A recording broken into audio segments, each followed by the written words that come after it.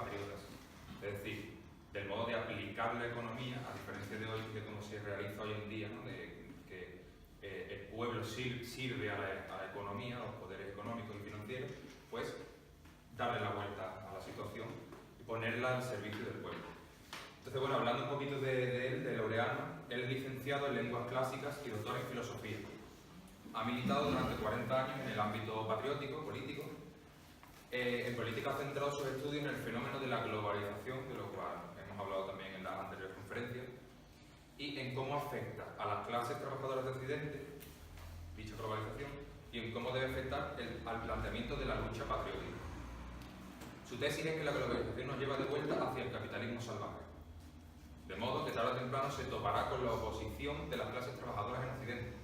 Podemos observar este hecho, ahora que lo menciono, en el fenómeno de los chalecos amarillos que está ocurriendo, ha estado ocurriendo todo este tiempo en Francia. En este sentido, ha publicado varios libros de política, filosofía y economía, como La alternativa a la mundialización, La insuficiencia del discurso racional, La lucha obrera en la era del capitalismo global, El manifiesto de la izquierda nacional y el que hoy va a presentar, Economía para socialistas y patriotas. Entonces, bueno, yo creo que por mi parte nada más que decir. Agradecer a Laureano su presencia desde Jaén, que son un ratito, ¿no? Más o menos, son unas horitas en coche, así que nada, espero que la disfruten y desde luego haremos, como siempre hacemos, un coloquio de todas las preguntas, todos los apuntes que queráis realizar, pues para eso estamos. Así que un fuerte aplauso para ellos.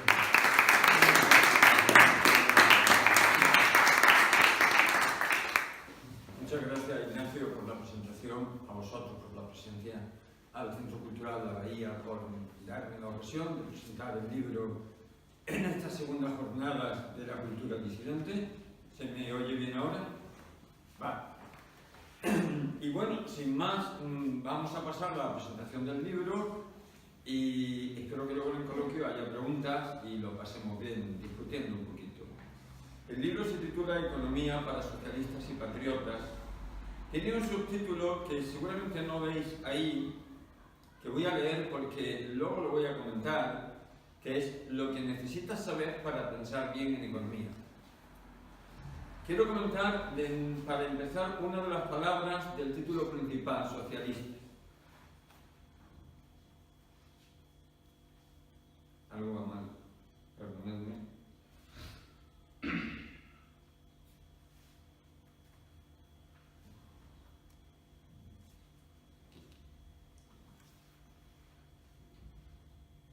Vamos a ver si lo veo. Quiero comentar la palabra socialismo. ¿Qué se entiende en este libro por socialismo?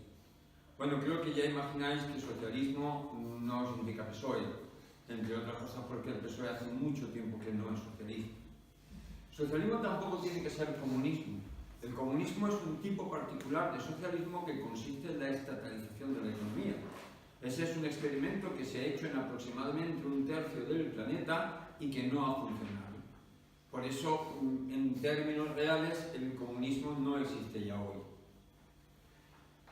¿Qué se entiende por socialismo en el libro entonces? Pues por dar una primera aproximación sería esto: poner la economía al servicio del bien común y en especial al servicio de quienes viven de su trabajo, de la gente que se gana la vida con su trabajo, sea ese trabajo asalariado o no asalariado, pero su trabajo. Quizás estáis pensando, Laureano no es socialismo sino decencia. Vale, pues esa decencia es lo que yo entiendo por socialismo. Tanto en el libro como aquí quiero hacer hincapié que el socialismo que se propone es un socialismo compatible con la iniciativa privada, es decir, con la capacidad de la gente para crear empresas, crear puestos de trabajo, crear producción y crear riqueza. No se ha encontrado ningún sustituto a la iniciativa privada. Los socialismos que han funcionado bien son los que se han basado en la iniciativa privada y aquellos que se han cargado la iniciativa privada han funcionado mal. Y luego en el debate, si queréis, me preguntáis ejemplos históricos. ¿Vale?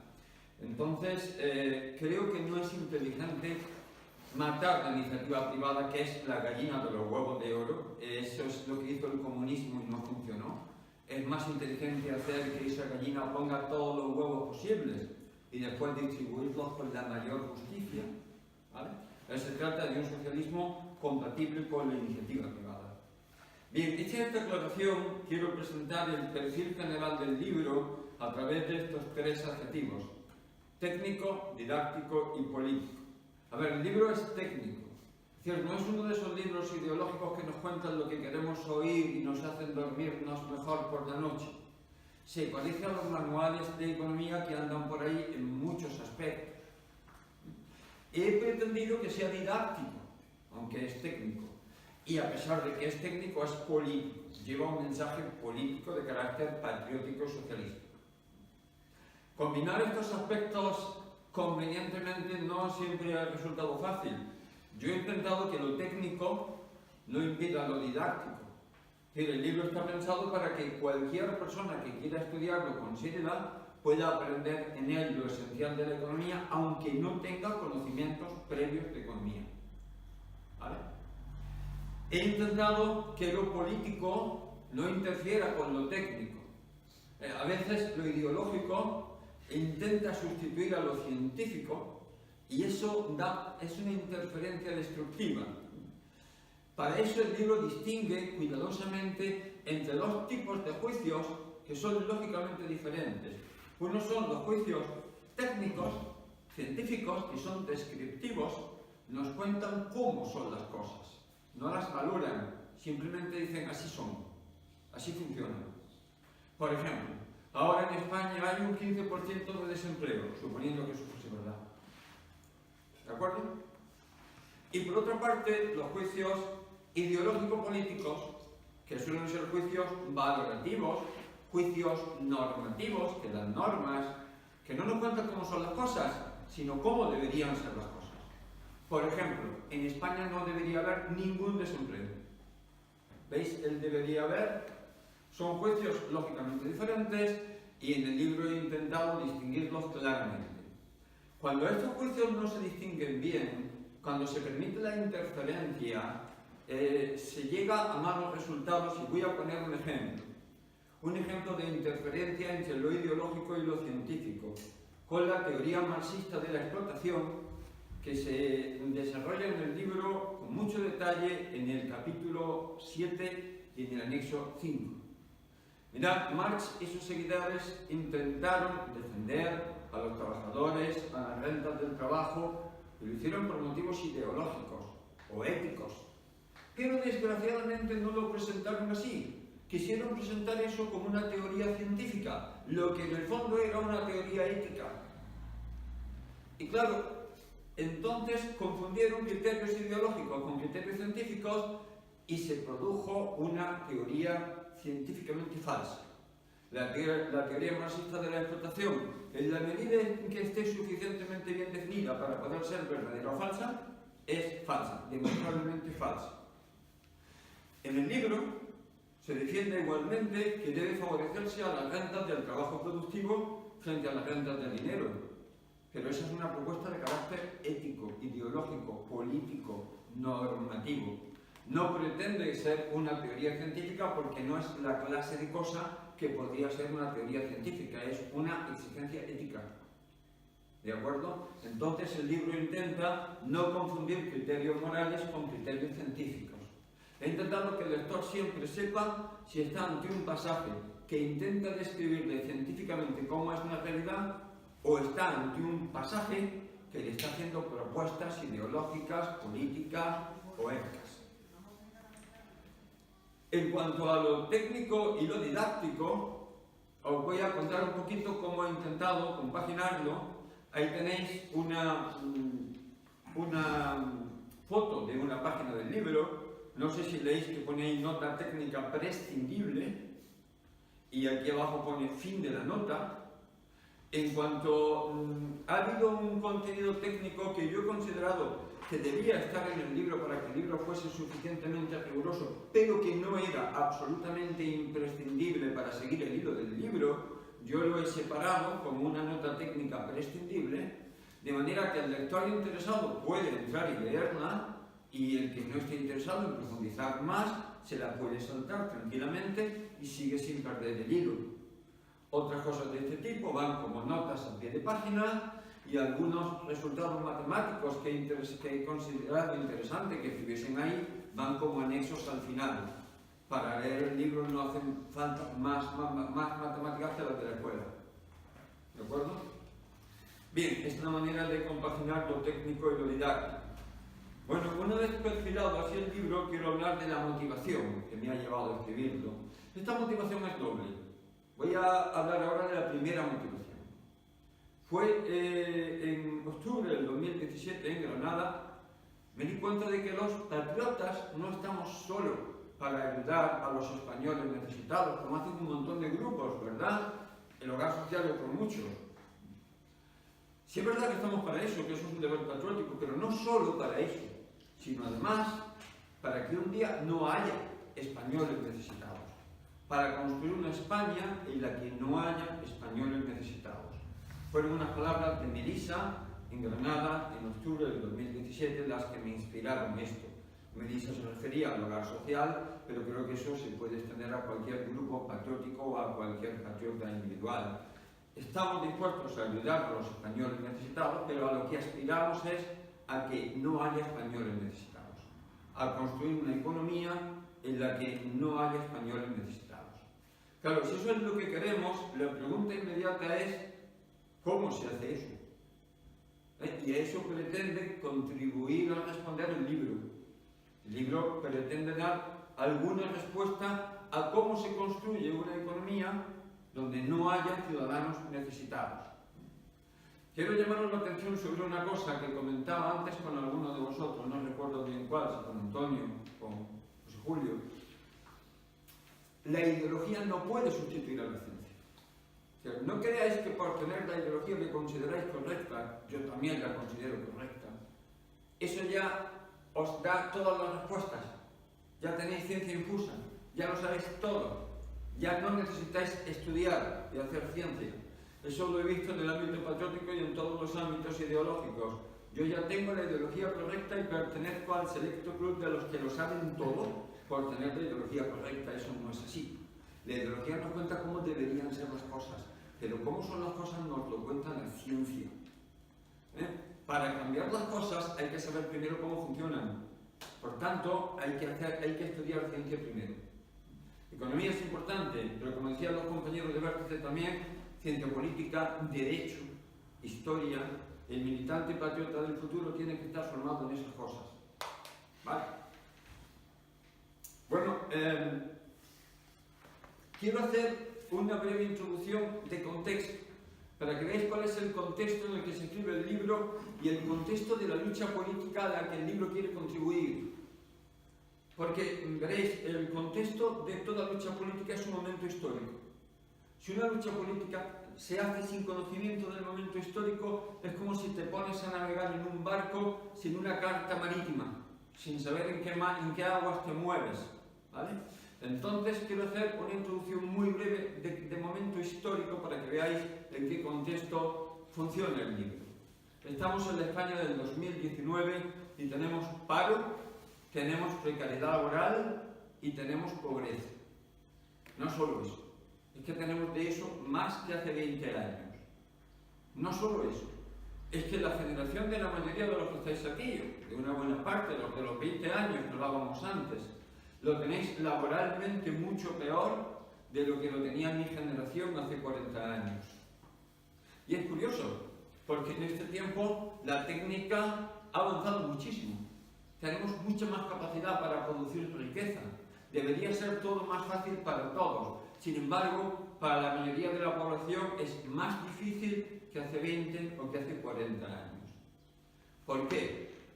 Quiero dar una respuesta, aunque sea parcial, remitiéndome a ciertos hechos de la historia reciente, todos ellos vinculados a la globalización, que como sabéis es el tema que me interesa, como Ignacio ha dicho al presentarme, ¿no? Fijaos bien, la globalización ha dado al capital acceso a una reserva de mano de obra prácticamente infinita, inmensa, barata y dócil, porque no tiene tradición de lucha obrera y sindical. Es la mano de obra del tercer mundo. que el capital puede usar trayéndosela aquí como inmigración, y ese es el origen de la inmigración en realidad, o deslocalizando la producción y llevándosela a donde haya salarios más baratos para aprovecharse de mano de obra semiesclava. Ese es un hecho importante. El capital, conforme la globalización ha ido progresando, de pronto el capital se da cuenta con que tiene lo que más llamaba un ejército industrial de reserva infinito. Claro, esto tiene una importancia histórica significativa, porque cambia completamente la relación de poder social entre capital y trabajo. Si las clases trabajadoras en Occidente, a partir de la mitad del siglo XIX, se habían organizado, habían puesto en pie una lucha obrera y habían conseguido poder social, habían conseguido arrancar al Estado una serie de conquistas sociales, pues aproximadamente lo que llamamos el estado del bienestar, que no es que sea perfecto, pero es históricamente lo mejor que se ha conseguido hasta ahora.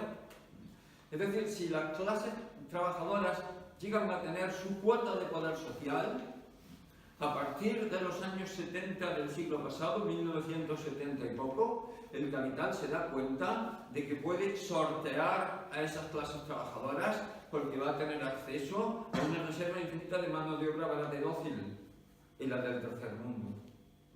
Entonces, el capital se da cuenta de que vuelve a tener la sartén por el mango él solito.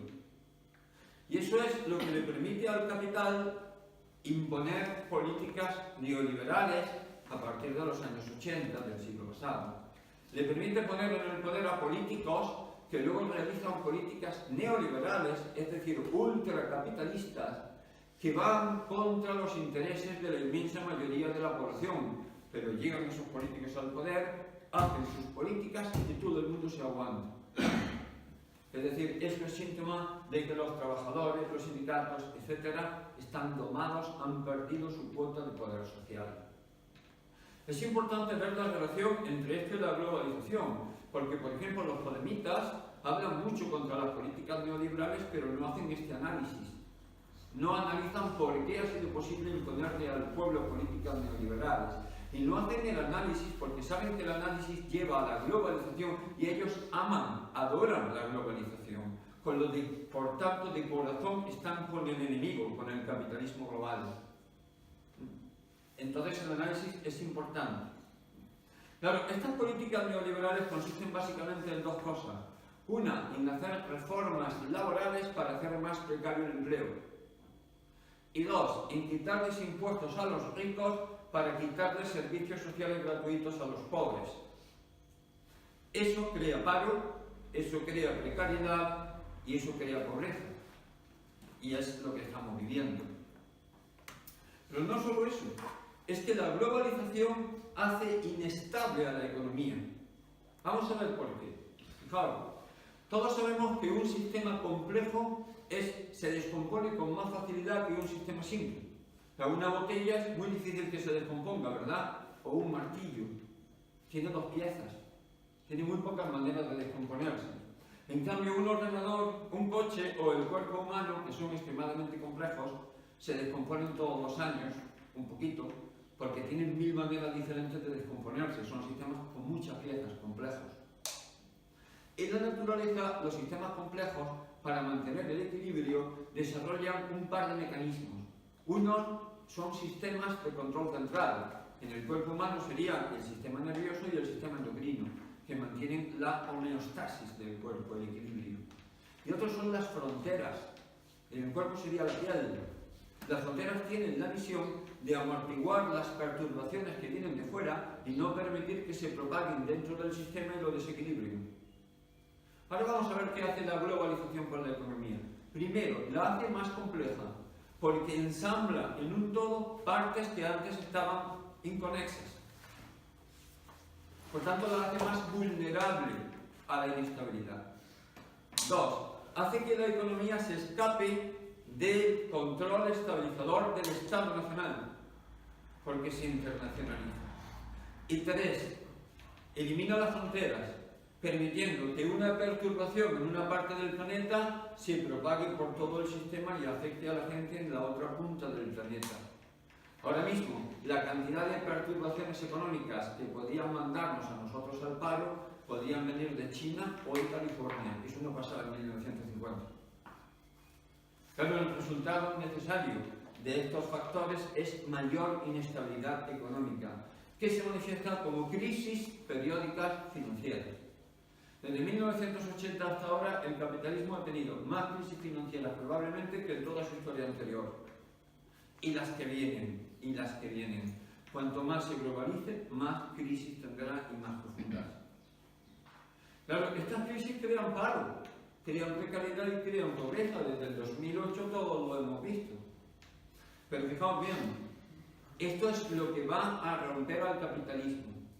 Cuando yo decía antes, contestando a compañeros, que yo apostaría 1.000 euros a que en las próximas décadas va a haber una revolución importante, se debe a lo siguiente: el capitalismo, al hacerse global, se ha hecho tremendamente ineficiente.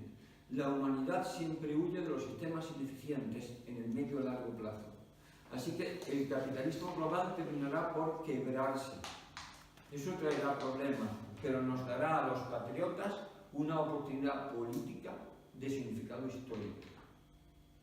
Este es el contexto. El capitalismo, al globalizarse, crea paro, crea precariedad y crea pobreza. ¿Qué queremos los patriotas? Pues queremos eliminar esa triple P. Todos los patriotas, si de verdad lo somos, queremos que en España no haya ni paro, ni precariedad, ni pobreza, que no haya españoles necesitados. Bueno, pero si queremos eliminar esa triple P, tenemos que plantearnos cómo se hace eso. Y hay por ahí en la calle, en el mercado, pues dos opiniones sobre cómo se hace eso. Una, la que arrogantemente me atrevo a llamar la nuestra, que es la que pone el libro, ¿vale? Perdonad la libertad, la nuestra. Que ahora aquí resumo en una sola línea. El libro defiende que efectivamente se pueden eliminar el paro, la precariedad y la pobreza con el adecuado uso de la política económica y el adecuado uso del control de fronteras. Quizá algunos no sepáis lo que es la política económica. Vamos a hablar después un poquito más de ella. Os adelanto que el Estado tiene ciertos instrumentos que puede usar para dirigir la economía en un sentido o en otro, y que el uso que el Estado hace de esos instrumentos es lo que llamamos política económica. ¿Vale? Bien, en el libro yo defiendo que efectivamente podemos construir una España sin españoles necesitados con la adecuada política económica y el adecuado control de fronteras. Pero no todo el mundo está de acuerdo. Ahí están los neoliberales y globalizadores, que son los mismos. Recordad que los liberales siempre han sido partidarios de la libre circulación de mercancías, capitales y mano de obra, y eso es la globalización económica. Los neoliberales y globalizadores, si les preguntamos cómo se eliminan el paro, la precariedad y la pobreza, nos contestarían: de ninguna manera, hay que aguantarse. Vamos a profundizar un poquito más en la posición neoliberal, porque voy a construir la alternativa del libro por contraposición a la posición neoliberal. Para eso vamos a hablar de falacias, mitos neoliberales. Los neoliberales nos dicen que el Estado no debe intervenir en la economía, los mercados se regulan solos. Debe dejar que los mercados se regulen solos. Ellos aseguran que todos los mercados se regulan solos si se los deja. Bien, eso no es verdad. Los mercados a veces se regulan solos, pero otras veces no. Y el Estado tiene que intervenir. Ellos dicen que la intervención del Estado es, en el mejor de los casos, inútil, pero consecuencia perjudicial, nunca buena. Aseguran que no debe haber fronteras, sino libre circulación de mercancías, capitales y mano de obra, que es inmigración. Aseguran que sin fronteras todos salimos ganando.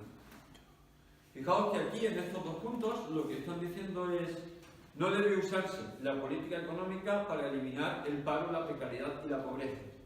Y en estos dos puntos de abajo lo que están diciendo es: no debe usarse el control de fronteras para eliminar el paro, la precariedad y la pobreza. Exactamente lo contrario de lo que yo voy a proponer. Vamos a seguir profundizando en las ideas neoliberales. Vamos a verlas más de cerca. Seguimos con las falacias neoliberales. Quiero, a modo de ejemplo, concentrarme. Aquí no puedo poner más que ejemplos, no puedo contaros el libro, naturalmente, ¿no? Puedo daros algunas pinceladas. O sea, he cogido dos casos de ejemplo, dos casos de estudio. Un caso, cómo plantean el paro los neoliberales y cómo lo planteamos de nuevo aquí, soy tan arrogante de decir nosotros, los patriotas. Un caso de estudio. Ese problema del desempleo, los neoliberales cómo lo procesan y cómo lo hacemos los patriotas. Y el comercio exterior, cómo lo plantean los neoliberales y cómo lo hacemos nosotros. A partir de este momento, en los próximos minutos, la presentación se hace un pelín más técnica. Quería haceros llegar algunos de los instrumentos técnicos que se usan en el libro para que veáis que son perfectamente asequibles y se pueden seguir con facilidad. Así que si seguís, creo que no vais a tener ningún problema en entenderme y en cualquier caso después en el debate pues me preguntáis lo que haga falta, ¿de acuerdo? Pero vais a ver que esto es muy fácil. Bien, entonces vamos con el problema del paro y vamos a empezar pintando un eje de coordenadas cartesianas o al menos un cuadrante de ese eje. En el vertical ponemos una P que significa precio y en el horizontal ponemos una Q que significa cantidad. Ya sé que cantidad se escribe con C, no con Q, pero en economía la cantidad se le llama Q, creo que del latín, ¿vale? Y ya sabéis que siempre que se pinta un eje de coordenadas cartesianas como este, es para dibujar dentro una función o una curva, como la que hablaba Antonio, ¿no? Vamos a dibujar una curva, es una línea recta, en la realidad nunca es una línea recta, yo la he hecho una línea recta por simplificar, pero en matemáticas también le llamamos curvas a las líneas rectas, ¿vale? Entonces, esta es la curva de demanda. ¿De demanda de qué? Pues de una mercancía cualquiera, pero vamos a hablar de sillas, por ser concretos. Imaginad que esto está modelando matemáticamente el mercado de las sillas, ¿vale? Y esta es la curva de demanda de sillas. Esta curva de demanda, ¿qué nos dice? Lo veréis. Si a esta curva de demanda le metemos desde aquí, desde este eje, un precio, nos rebota para abajo y nos da una cantidad en este eje de abajo. O sea, a cada precio le vincula una cantidad. ¿Y qué significa esto? Significa que si esta es efectivamente la demanda de sillas y este es el precio de una silla, el mercado, la gente, a este precio está dispuesta a comprar esta cantidad de sillas desde esta esquina hasta aquí. ¿Lo veis? Esta curva nos dice para cada precio de la silla la cantidad de sillas demandada, es decir, que la gente quiere comprar. Los demandantes son los compradores. Esta curva es la conducta de los compradores. Lo esencial de esta curva es que va para abajo, que tiene pendiente negativa. Fijaos, ¿por qué? Porque el que vaya para abajo significa que si bajamos el precio de P a P', la cantidad demandada aumenta de Q a Q'. ¿Lo veis? Y eso es razonable, porque si baja el precio de la silla, los españoles podrán permitirse comprar más sillas y la cantidad demandada aumentará. Eso es lo que significa que la curva vaya para abajo. Así funcionan casi todas las mercancías, no absolutamente todas, pero sí casi todas. Entonces, es una representación razonable de la conducta de los compradores, el que la curva de demanda vaya para abajo. ¿Vale? El mismo eje de coordenadas con la P de precio y la Q de cantidad, y ahora pintamos pues otra curva, la curva de oferta. No la he llamado O porque la O mayúscula se confunde con un cero y se tiende a evitarlo a veces. Entonces se utiliza para demanda la S, que es la inicial de la palabra inglesa supply, que significa demanda, ¿no? Perdón, oferta, se utiliza para oferta. Vale. Y esta curva de oferta de sillas, ¿qué nos dice? Pues igualmente empareja precios con cantidades. Si a esta curva le metemos desde aquí, desde la izquierda, un precio, nos manda para abajo y nos da una cantidad. ¿Y eso qué significa? Significa que si esta es la oferta de sillas y esto es lo que vale una silla, el precio, entonces los fabricantes de sillas querrán fabricar y poner a la venta en el mercado esta cantidad de sillas desde la esquina hasta aquí. Los oferentes son los vendedores. Esta curva representa la conducta de los vendedores, los que venden las sillas. Y si os dais cuenta va para arriba, tiene pendiente positiva, eso es lo esencial de esta curva. Lo que es razonable, porque si sube el precio, los vendedores sacan más vendiendo sillas. Si sube el precio de P a P', debemos esperar que los vendedores quieran vender más sillas. Al subir el precio, la cantidad ofertada aumenta, porque se saca más vendiendo cada silla. Entonces los fabricantes de sillas estarán dispuestos a fabricar y poner a la venta más sillas. No todas las mercancías funcionan así, pero es razonable pensar que la curva de oferta tiene pendiente positiva, va hacia arriba. ¿Veis? Bueno, pues ahora, como esperáis, el mismo eje de coordenadas y pintamos ambas curvas a la vez. Y como tienen pendientes opuestas, pues no tienen más remedio que cruzarse en un punto que se suele llamar punto de equilibrio. Este punto determina aquí a la izquierda un nivel de precio, que se llama P sub E, precio de equilibrio. ¿Por qué le llamamos este precio de equilibrio? Veréis, muy fácil. Imaginaos que este es el precio de las sillas. Vamos a ver cuántas sillas quiere comprar la gente y cuántas sillas quieren vender los fabricantes. Para eso tenemos que irnos a las curvas. Pero claro, llegamos justo donde las curvas se cruzan. Lo que significa que esas cantidades aquí abajo van a ser iguales. La cantidad demandada de sillas, la cantidad de sillas que la gente quiere comprar, va a ser igual a la cantidad ofertada de sillas, la cantidad de sillas que la gente quiere vender. Es lo que se llama la cantidad de equilibrio. Y si el precio es el que está aquí a la izquierda del punto de equilibrio, si es el precio de equilibrio, entonces ni sobran sillas ni faltan sillas. La cantidad de sillas que la gente quiere comprar es la misma que la cantidad de sillas que los vendedores quieren vender. ¿Qué pasaría si el precio no fuese ese? Si el precio vigente fuese diferente del precio de equilibrio. Imaginad que es mayor, que está por ejemplo aquí, en P asterisco. Vamos a ver qué pasaría. Vámonos de aquí a la curva de demanda. Nos tira para abajo y nos da la cantidad demandada de sillas a este precio. Muy poquitas, como veis. Claro, el precio ha subido considerablemente.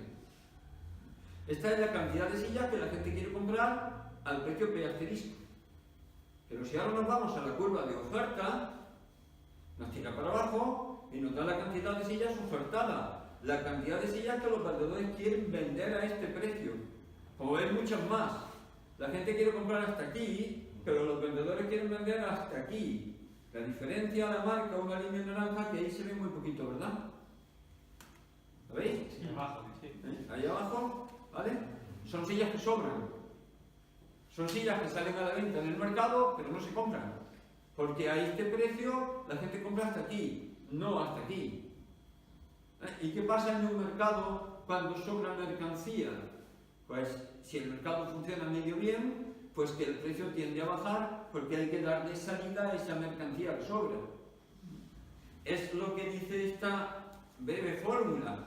Dice, si el precio vigente es mayor que el precio de equilibrio, entonces la cantidad ofertada será mayor que la demandada, es decir, sobrarán sillas. Y entonces el precio tenderá a bajar hacia el precio de equilibrio. ¿Veis? Este es un mecanismo básico, ¿verdad? Yo creo que es de cultura general, que lo habréis estudiado en algún sitio, lo habéis leído en algún libro, incluso seguro que salió en algún capítulo de Los Simpsons, que suele ser la fuente de cultura de, no sé, he sido 37 años profesor y me han dicho, hombre, eso salía en Los Simpsons. Stephen Hawking salía en Los Simpsons. Nietzsche salía en Los Simpsons. Entonces, este mecanismo es muy básico y hasta es posible que haya salido en Los Simpsons. Vamos a utilizar este mecanismo simple y sencillo para explicar cómo conciben los neoliberales el paro. Entonces vamos a salir del mercado de las sillas y nos vamos a ir al mercado de trabajo, al mercado laboral, al mercado en el que se contratan trabajadores. Lo tenemos aquí. Este gráfico es muy parecido al anterior. Comento brevemente las diferencias. Aquí en vez de precio tenemos una W, que es la inicial de la palabra inglesa wage, salario. La S ya no la podemos usar porque está aquí, ¿vale? La tenemos que poner la W, significa salario. El salario es también un precio, es el precio del trabajo. Por tanto, aquí seguimos teniendo un precio, pero el precio del trabajo, no de las sillas. Y aquí seguimos teniendo una cantidad, ella es la cantidad de trabajadores, de laboral, ¿no? Labor, laboral, la cantidad de trabajadores. Esta es la curva de demanda de trabajadores por parte de las empresas. Esta curva es la conducta de las empresas. Nos dice a cada nivel de salario cuántos trabajadores quieren contratar las empresas. Y esta es la curva de oferta de trabajadores. Esta es la conducta de los trabajadores. Esta curva nos dice a cada nivel de salario, por ejemplo por aquí, cuánta gente se oferta en el mercado de trabajo como trabajadores, cuánta gente busca empleo. ¿Veis? DL, demanda de trabajo por parte de las empresas. SL, oferta de trabajo por parte de los trabajadores. Estas curvas se cruzan en un punto de equilibrio que determina un salario de equilibrio, W sub E. ¿Qué pasaría si el salario vigente no fuese de equilibrio? ¿Qué pasaría si el salario estuviese por encima del salario de equilibrio? Por ejemplo aquí, el W asterisco. Como veis está por encima. Pues una cosa parecida a lo que pasaba con las sillas. Vámonos a las curvas. Vamos a ver cuántos trabajadores quieren contratar las empresas a este salario. Nos vamos a la curva de demanda de trabajadores por las empresas, nos tira para abajo y nos da esta cantidad de trabajadores demandada. Las empresas a ese salario quieren contratar trabajadores hasta aquí. Este trabajo. Pero este salario, ¿cuánta gente quiere trabajar? Nos vamos a la curva de oferta, nos tira para abajo y nos da la cantidad ofertada de trabajadores. Como veis, más. Si este es el salario, las empresas van a contratar gente hasta aquí. Pero hay gente que quiere trabajar hasta aquí. La diferencia, la marco de nuevo como una línea naranja, es lo que llamamos paro. Es gente que busca empleo en el mercado de trabajo, pero las empresas no los quieren contratar. Sobran como las sillas, por así decirlo, ¿no? ¿Vale? Entonces los neoliberales nos dicen, si hay paro, es que el salario vigente está por encima del salario de equilibrio. Y tienen toda la razón del mundo, absolutamente, es pura geometría, lo tenéis aquí. Esta es la parte descriptiva del asunto científica, en esto todo el mundo está de acuerdo. Si hay paro, es que el salario está por encima del salario de equilibrio. Eso es matemáticamente así. Ahora viene la parte en que nos diferenciamos de los neoliberales, la parte normativa. Ahora los neoliberales dan su receta. Le preguntamos, ¿qué hay que hacer para eliminar el desempleo? Y nos recuerdan al mercado de las sillas y nos dicen, ¿qué pasa en el mercado de las sillas si sobran sillas? Que bajaba el precio de las sillas, ¿verdad? Pues eso tiene que pasar en el mercado de trabajo si sobran trabajadores. Tiene que bajar el salario. Dicen la misma fórmula. Si el salario vigente es mayor que el de equilibrio, entonces la cantidad ofertada de trabajadores será mayor que la cantidad demandada por las empresas. Al bajar, hasta ahí tienen toda la razón del mundo. Y ahora proponen, y entonces tiene que bajar el salario. Y yo digo, no. ¿Vale? Hasta la parte descriptiva. Si hay paro, es que el salario está por encima del salario de equilibrio, de acuerdo, son matemáticas. Llega la parte ideológica, política, ética, normativa, moral, y dicen, entonces, el remedio es que baje el salario. Y yo digo, no, ese no es un remedio. Entonces vosotros me preguntaréis, ya, pero es que hay otra manera de quitar el desempleo. Pues ahora vamos a ver que sí. Pero esta receta neoliberal de eliminar el desempleo bajando los salarios es lo que los políticos llaman, con un eufemismo, deflación interna. Mejor os suena. Es lo que Rajoy desde el 2012 llevó a cabo masivamente, ¿verdad? Y bueno, y la juventud lo está pagando con empleos mucho más precarios y con una bajada brutal de salarios reales por hora, de alrededor del 25%, si no más. Vale, hay otra manera de eliminar el desempleo interviniendo los mercados, sin bajar los salarios, o tenemos que aguantarnos y los neoliberales tienen razón y la única manera de eliminar el desempleo es que el salario baje hasta el salario de equilibrio. Vamos a ver. Mirad, este cuadro es el mismo que el anterior, ¿lo veis? Es el mercado de trabajo, vamos a imaginar que este es el salario vigente, está por encima del salario de equilibrio, por tanto hay desempleo. Pero ahora imaginad que pasa lo siguiente. Imaginad que esta curva, la curva de demanda de trabajadores por parte de las empresas, se desplaza. Dos cosas. ¿Qué significa que esta curva se desplace? Significa que a cada nivel de salario las empresas quieren contratar más trabajadores que antes. Al salario W asterisco, antes las empresas querían contratar trabajadores hasta aquí, y ahora con esta nueva curva quieren contratar todos estos más. ¿Lo veis? Segundo, ¿os dais cuenta de que aquí se crea un nuevo punto de equilibrio? Donde la cantidad demandada y ofertada son iguales, no hay desempleo. ¿Y os dais cuenta que es compatible con el salario inicial? Es decir, si conseguimos que esta curva se desplace a la derecha hasta aquí, podemos eliminar el desempleo sin bajar el salario. Todavía más, si conseguimos que se desplace más a la derecha, podemos crear un nuevo punto de equilibrio en el que no hay desempleo, con un salario más alto que el inicial. Es decir, podemos quitar el desempleo no ya sin bajar los salarios, sino incluso subiéndolos.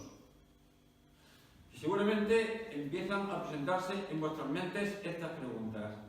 Una, Laureano, esto lo único que demuestra ese gráfico es que eso es matemáticamente posible. Que es posible en el mundo platónico de las ideas matemáticas. ¿Es posible en el mundo real de la economía? Mi respuesta, sí, absolutamente. Cuando se ha hecho bien, el resultado no ha sido bueno, sino muy bueno. Y en el debate me preguntáis ejemplos históricos. ¿De acuerdo? Y la segunda pregunta. Vale, Laureano, admitamos que esta curva se puede echar a la derecha, de manera que las empresas quieran, sin bajar los salarios, contratar más y más trabajadores cada vez. ¿Cómo se hace? ¿Cómo se hace para que esta curva se vaya a la derecha? Pues se hace mediante la adecuada política económica y el adecuado control de fronteras. Luego voy a dar unas pinceladas sobre eso. ¿De acuerdo? Vale, esto sobre el paro. Vamos con el comercio exterior. ¿Recordáis? Dos casos de estudio, el paro y el comercio exterior. ¿Qué dicen los neoliberales y qué decimos los patriotas? Es verdad, como dicen los neoliberales, que sin fronteras salimos ganando todos. Para razonarlo vamos a usar... Mirad, este gráfico sale 1000 veces en el libro, va a salir aquí unas cuantas veces más porque lo considero fundamental, ¿vale? Y este es también un gráfico del libro. Este gráfico representa una economía mundial muy simplificada. En todas las ciencias se hacen simplificaciones para explicar de manera sencilla mecanismos básicos. ¿Sabes? Imaginaos que en el mundo hay solo dos países, España y Marruecos, e imaginaos que se fabrican solo dos productos, neveras y lana. ¿De acuerdo? Las cifras que hay aquí son absolutamente ficticias, pero eso sí es relevante para el razonamiento. ¿De acuerdo? Entonces, según este cuadro, en España fabricar una nevera, fabricarla, cuesta 100 euros. Este es el coste de fabricación. Una tonelada de lana en España fabricarla cuesta 5 veces más, 500 euros. De manera que una nevera cuesta un quinto de tonelada de lana fabricarla. En Marruecos fabricar una nevera cuesta menos, 50 euros, la mitad. Y fabricar una tonelada de lana cuesta en Marruecos 4 veces más que una nevera, no 5, 4. De manera que en Marruecos una nevera cuesta un cuarto de tonelada de lana, no un quinto como en España. Claro, ante este cuadro nosotros diríamos, vamos a ver, si quitamos las fronteras, la producción se puede ir donde quiera, porque luego se puede importar y exportar libremente, toda la producción se va a ir a Marruecos. Porque todo sale más barato producirlo en Marruecos, ¿verdad? Tanto la nevera como la lana. Entonces llegan los neoliberales y nos dicen, dices eso porque no sabes economía. Concretamente lo que no conoces es la teoría de las ventajas comparativas de David Ricardo, un famoso economista británico. Este, al contrario que Angela Merkel, sí era judío. Angela Merkel, perdóname que diga, no es judía, es de origen polaco, pero no judía. David Ricardo sí era judío y fue un gran economista, ¿vale? ¿Qué dice la teoría de las ventajas comparativas de David Ricardo? Dice, una nevera cuesta en Marruecos un cuarto de tonelada de lana y en España menos, solo un quinto de tonelada de lana. Así que la nevera se va a fabricar en España porque es más barata en términos de lana. O sea, el razonamiento es este. No tiene ningún sentido fabricar una nevera en Marruecos porque para fabricar una nevera en Marruecos hay que sacrificar un cuarto de tonelada de lana. Pero si no hay fronteras, en Marruecos podemos fabricar, en vez de la nevera, ese cuarto de tonelada de lana y cambiarlo en España, no por una nevera, sino por 1,25 neveras. En España las neveras estaban más baratas en términos de lana y salimos ganando el 25%. Y no tiene sentido fabricar en España lana, porque en España para fabricar una tonelada de lana hay que sacrificar la fabricación de 5 neveras. Pero si en vez de la tonelada de lana fabricamos las 5 neveras, como no hay fronteras, podemos cambiarlas en Marruecos no por una tonelada de lana, sino por 1,25 toneladas de lana y salimos simétricamente ganando a ambos un 25%. Y dicen los neoliberales, si eliminamos las fronteras, España se especializará en neveras, donde tiene ventaja comparativa, y Marruecos en lana, intercambiarán y todos saldrán ganando un 25%. Mirad, este razonamiento no es una tontería, es una pieza clásica del razonamiento económico, pero sería de aplicación si estuviésemos en una economía de trueque en la que la nevera se valora en lana y la lana se valora en neveras. Pero en una economía monetaria, donde el coste de producción se mide en moneda, este razonamiento es una absoluta burla. Nadie va a fabricar neveras en España a 100 euros si la puede fabricar en Marruecos a 50 y sacar más margen. Y nadie va a fabricar toneladas de lana en España a 500 euros si la puede fabricar en Marruecos a 200 euros y sacar 300 euros más de margen. ¿Te dais cuenta? O sea, el razonamiento está bien para una economía en que los costes no se midan en moneda. No tiene aplicación hoy para el comercio mundial de ninguna manera, es una pura burla. Sin embargo, esta es la teoría que los políticos, los economistas, los neoliberales, los profesores de universidad utilizan para hablar de las virtudes para todos de quitar las fronteras y el comercio mundial. De hecho, es la teoría con la que les vendieron a los trabajadores estadounidenses un acuerdo de libre comercio, el NAFTA. No sé si habéis oído hablar de él. Es el acuerdo de libre comercio norteamericano. Es un acuerdo que firmaron México, Estados Unidos y Canadá y que entró en vigor el 1 de enero de 1994.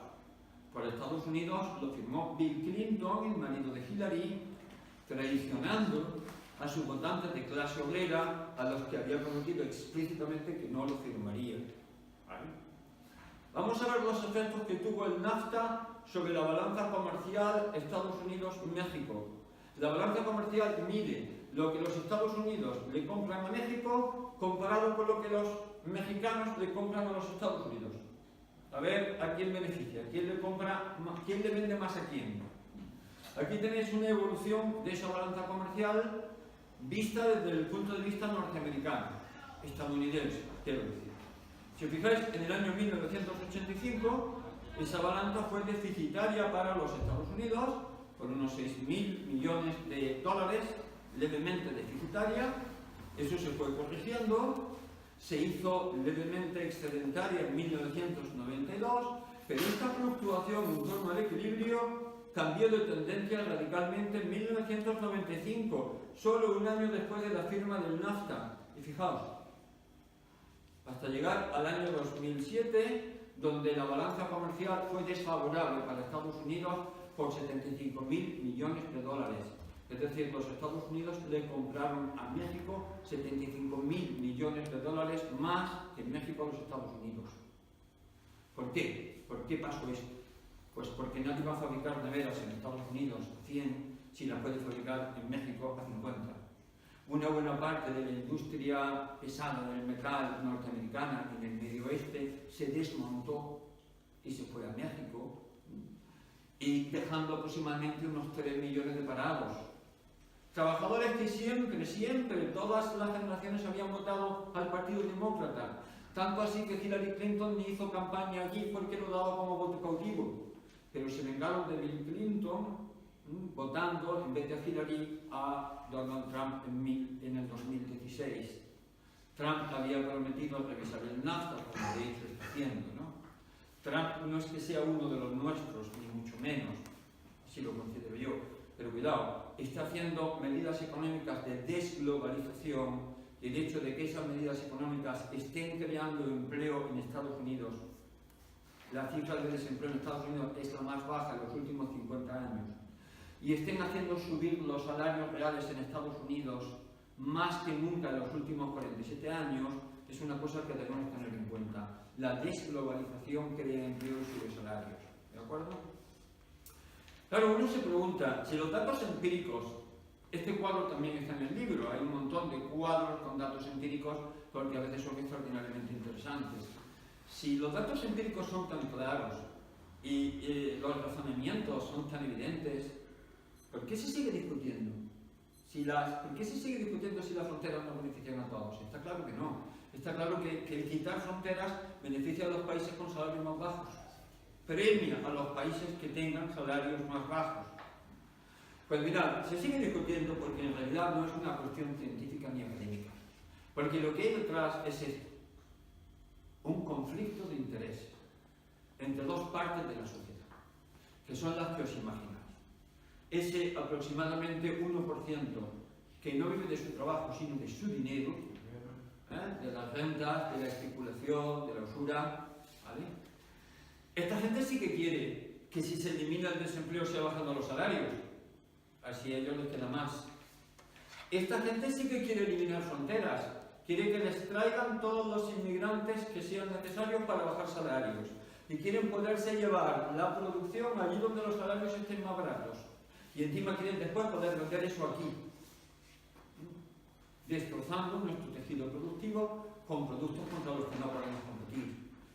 Estos quieren bajar salarios y eliminar fronteras. ¿Y quiénes son la otra parte en conflicto? Pues evidentemente el trabajo productivo. Esta gente no quiere que el paro se elimine bajando salarios. Esta gente quiere soluciones alternativas. A esta gente sí le interesa el control de las fronteras, porque no quieren ver una invasión de mano de obra barata que haga bajar los salarios y los desplace de los puestos de trabajo, porque no quieren ver cómo sus puestos de trabajo huyen hacia países con salarios más baratos. Entonces, lo que hay detrás aquí es un conflicto de intereses entre el dinero y el trabajo. Cuando tengáis que evaluar la política o trabajar en política, recordad siempre que en la sociedad hay un conflicto de intereses entre los que viven de su dinero y los que viven de su trabajo. Y las propuestas de los patriotas contra la globalización favorecen a esta gente, a los trabajadores. Fijaos que eso es una ventanita que se nos abre en el espacio-tiempo, una oportunidad histórica sin igual. Las propuestas patrióticas son las únicas que benefician objetivamente a las clases trabajadoras. En algunos sitios las clases trabajadoras empiezan a darse cuenta, en España no. Tenemos que hacer nosotros que se den cuenta. Porque cuando se den cuenta tendremos mayoría social. Cuando algún partido os diga que es a la vez neoliberal y por tanto defiende a estos y patriota, por favor, no os lo creáis. Probablemente es neoliberal, pero no patriota. No se puede ser neoliberal y defender a estos, al 1% de la población, y patriota a la vez y querer defender al pueblo, a las clases trabajadoras. No os lo creáis, ¿vale? No hace falta ni que nombre, ¿verdad? Vale. Bueno, hemos hablado antes, hemos citado la política económica y os prometí que os contaría un poquito más de política económica. La política económica se suele dividir en 4 apartados: fiscal, monetaria, de comercio exterior y laboral. ¿Qué es la política fiscal? Es la que se ocupa de los ingresos y gastos del Estado. Por Estado entendemos todas las administraciones públicas, desde los ayuntamientos, diputaciones, comunidades autónomas y gobierno central, ¿vale? Los ingresos del Estado son esencialmente los impuestos, y los gastos, pues todos lo sabéis, desde las fiestas patronales hasta las carreteras, el ejército, hospitales, escuelas, pensiones, subsidios, etc., ¿no? Vale. La política monetaria la hacen los bancos centrales. Ahora mismo, por desgracia, nuestro Banco Central es el Banco Central Europeo. Antes, cuando teníamos la peseta, era el Banco de España. El Banco de España sigue existiendo a modo ornamental, ¿no? Pero el que decide la política monetaria es el Banco Central Europeo. Y la política monetaria decide la cantidad de dinero en circulación y el precio del dinero, que es el tipo de interés. Igual que el salario era el precio del trabajo, el precio del dinero es el tipo de interés. Enseguida veis que estas magnitudes están relacionadas. Si la cantidad de dinero es mayor, el dinero es más abundante, el dinero baja de precio, el tipo de interés baja. Si hacemos escaso el dinero, las cosas escasas suben de precio, el tipo de interés sube. Son magnitudes relacionadas. Los bancos centrales juegan con ambas, más o menos, ¿no? Vale. La política de comercio exterior y la política laboral. De estas dos ya hemos hablado un poquito y nos hemos contrapuesto a los neoliberales. Vamos a decir un poquito de política fiscal y política monetaria, y vuelvo a advertir que aquí no puedo ser completamente riguroso. Creo que la historia entera, con todo rigor, está en el libro. Aquí puedo dar simplemente una pincelada, ¿de acuerdo? Ahora vamos a dar una pincelada de política fiscal. Para eso vamos a seguir con las falacias neoliberales. En política fiscal, la falacia neoliberal por excelencia es esta. El déficit público siempre es malo, dicen. Déficit público significa que el Estado gaste más de lo que ingresa. Y los neoliberales razonan y dicen, si una persona gasta más de lo que ingresa, o una familia o una empresa gasta más de lo que ingresa, entra en dificultades. Y tienen toda la razón del mundo. Eso es evidente, es de perogrullo. Y añaden, exactamente igual pasa con las cuentas del Estado. Y ahí no tienen razón. Eso es lo que el gran economista británico John Maynard Keynes, en su libro de 1936, La teoría general, nos explicó. Las cuentas del Estado no funcionan como las cuentas de los particulares. Y ahora vais a ver por qué. ¿Vale? Yo no digo que el déficit público sea siempre bueno, ni mucho menos. Niego que sea siempre malo. Que sea siempre malo es falso. El déficit puede y debe usarse para llegar al pleno empleo. Y vais a ver aproximadamente cómo. Imaginaos que somos los que gobernamos y queremos impulsar la economía al pleno empleo sin bajar los salarios. ¿De acuerdo? Entonces decidimos aumentar el déficit y para eso vamos a hacer que el Estado gaste más e ingrese menos. Que gaste más, por ejemplo, haciendo más autovías. Y que ingrese menos, por ejemplo, bajando los impuestos a la clase trabajadora. Si disminuimos los ingresos y aumentamos los gastos, aumentamos el déficit, ¿verdad? Evidentemente, ¿no? Pero vamos a ver qué impacto tiene sobre el empleo. Vamos a hacer más autovías. Para eso tenemos que coger trabajadores que están en paro y darles y contratarlos para que hagan carreteras. Ya tenemos más empleo, pero no solo eso. Es que a esos trabajadores hay que pagarles un salario. Y luego ellos se van a su casa y se gastan el salario. Y cuando se lo gastan comprando más comida, más ropa, más coches y más casas. Y la economía tiene que responder produciendo más comida, más ropa, más coches y más casas. Pero es que la economía para producir eso tiene que contratar más trabajadores. Y si quitamos impuestos a la clase trabajadora que está ahogada, la clase trabajadora le quedará más renta disponible para gastar. Y comprarán más comida, más ropa, más coches y más casas. Y la economía tendrá que fabricar más de todo eso. Y para eso necesitará contratar más trabajadores. Y estaremos haciendo esto que hemos visto antes en el cuadro.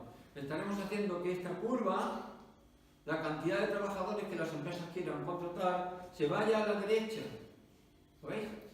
Y podemos conseguir, si lo hacemos suficientemente bien, que llegar al pleno empleo, eliminar el paro, incluso subiendo los salarios.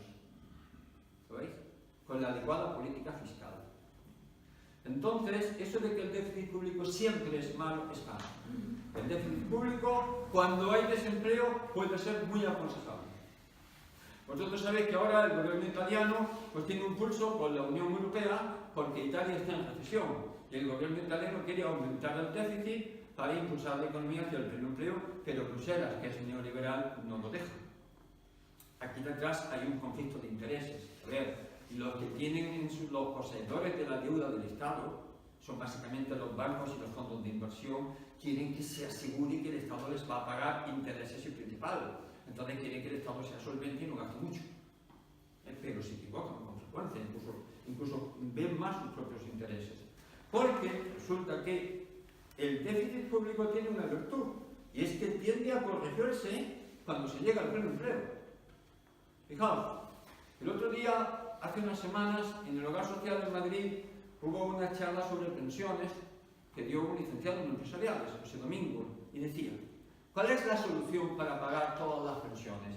¿Que el Estado gaste menos? No, que el Estado gaste más. ¿A qué es antiintuitivo? Decía, ¿cuál es la solución para quitarnos deuda pública? ¿Que el Estado gaste menos? Decía, no, que gaste más. Es antiintuitivo, ¿verdad? Pero es verdad. En la economía, con frecuencia, la verdad es antiintuitiva, pero eso es muy fácil engañar a la gente. Decía José Domingo, en España tenemos 3 millones de desempleados, 2 millones más de empleados a tiempo parcial, que cuentan como empleados en las estadísticas, pero que realmente no lo son. Unos cientos de miles de desalentados, que ya no buscan trabajo, y otros cientos de miles que han emigrado buscando trabajo en el extranjero. En total, casi 6 millones de personas que podrían estar trabajando al tiempo completo, cotizando y pagando impuestos, pero no. ¿Os imagináis que tuviésemos 6 millones más de personas trabajando al tiempo completo, cotizando y pagando impuestos? tendríamos dinero, aumentarían tanto los ingresos del Estado que tendríamos dinero para pagar las pensiones y para quitarnos deuda, sin ninguna duda. Fijaos, a medio plazo, a largo plazo es otra cuestión, a medio plazo la resolución del problema de las pensiones y la deuda está en llegar al pleno empleo. Pero a veces para llegar al pleno empleo hay que gastar más el Estado, no menos. Lo que puede ser antiintuitivo en un primer acercamiento, ¿os dais cuenta? Además, si llegamos al pleno empleo, el Estado ya no tiene que pagar subsidios de desempleo ni rentas de inserción, ¿verdad? Con lo cual sus gastos bajan. Y entonces podemos aprovechar el pleno empleo para equilibrar las cuentas, incluso tener superávit y quitarnos deuda. Pero tenemos que llegar al pleno empleo. Y para eso tenemos que pasajeramente aumentar el déficit. ¿Lo veis? Entonces, que el déficit público siempre es malo, es una de las verdades, es una de las mentiras intuitivas, es intuitiva pero es falsa, que los neoliberales nos intentan colar y que la Unión Europea nos intenta imponer. Si leéis el libro vais a ver hasta qué punto es criminal con nosotros la Unión Europea en este aspecto. Cómo mide dónde está el pleno empleo, cómo mide dónde está el déficit estructural y cómo nos condena al desempleo la Unión Europea. Vamos a ver entonces la política monetaria. Seguimos con las falacias neoliberales. La política de la cantidad de dinero y los tipos de interés. En política monetaria, la falacia neoliberal por excelencia es esta. Hay que mantener el dinero escaso y por tanto el tipo de interés alto. Si el dinero es escaso, su precio sube. Claro, ya os dais cuenta de que esto conviene a los que viven de su dinero. A la gente que vive de su dinero, esa gente quiere dinero caro y trabajo barato. Los que vivimos de nuestro trabajo queremos que el trabajo sea caro y el dinero barato. Ese es el conflicto de intereses. Los neoliberales están defendiendo a un sector de la población que vive de su dinero. ¿Cómo razonan esto los neoliberales? Esta es la mentira más intuitiva del mundo. A todo el mundo le convence la mentira que voy a contar ahora, la que cuentan los neoliberales. ¿Qué es esta?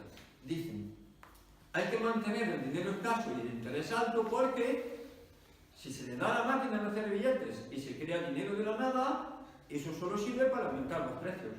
No aumenta ni la producción, ni el empleo, ni la riqueza, ni nada. Le damos a la amiguita de hacer billetes y ¿qué pasa? ¿Que por un milagro nos hacemos más ricos? No, aumentan los precios y punto. La mayoría pensáis eso.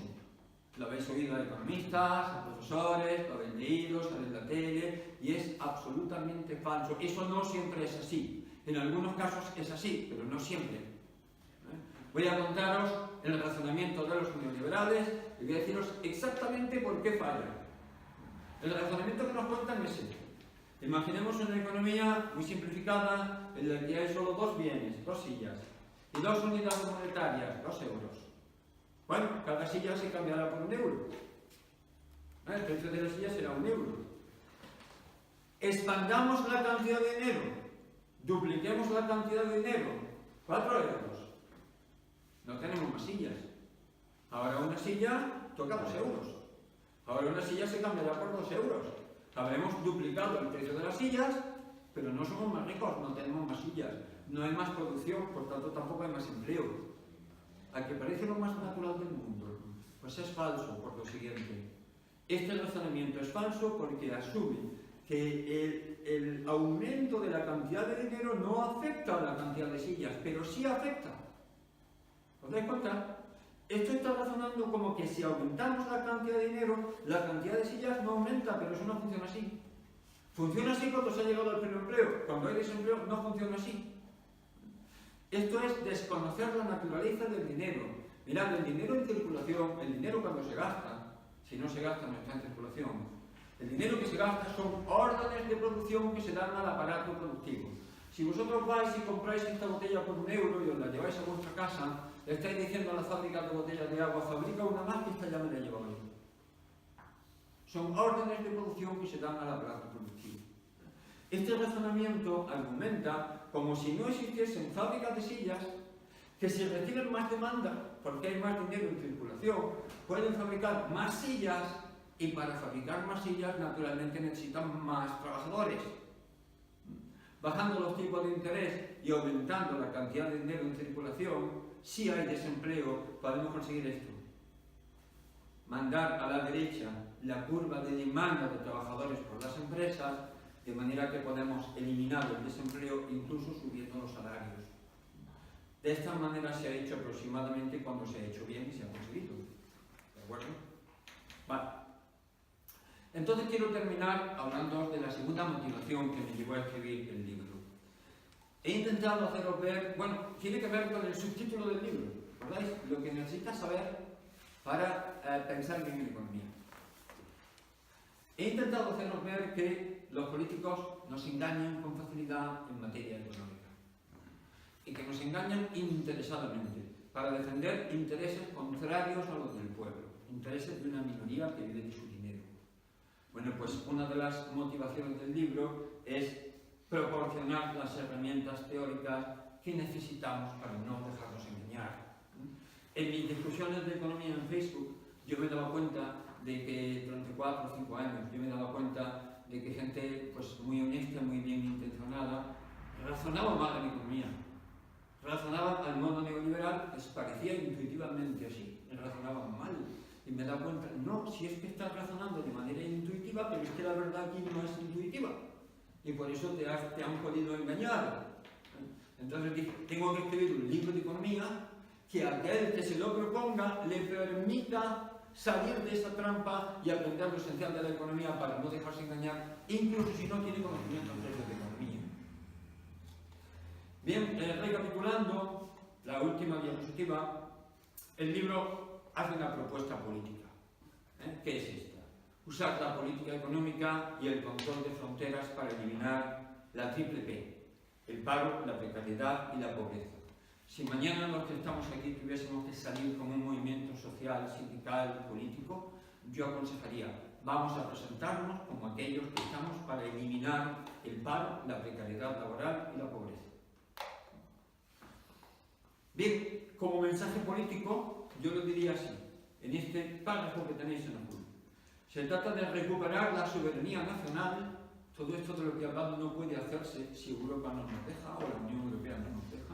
Recuperar la soberanía nacional y usarla para defender a nuestros trabajadores de su principal enemigo, el capitalismo global. Y con esto os dejo. Muchas gracias.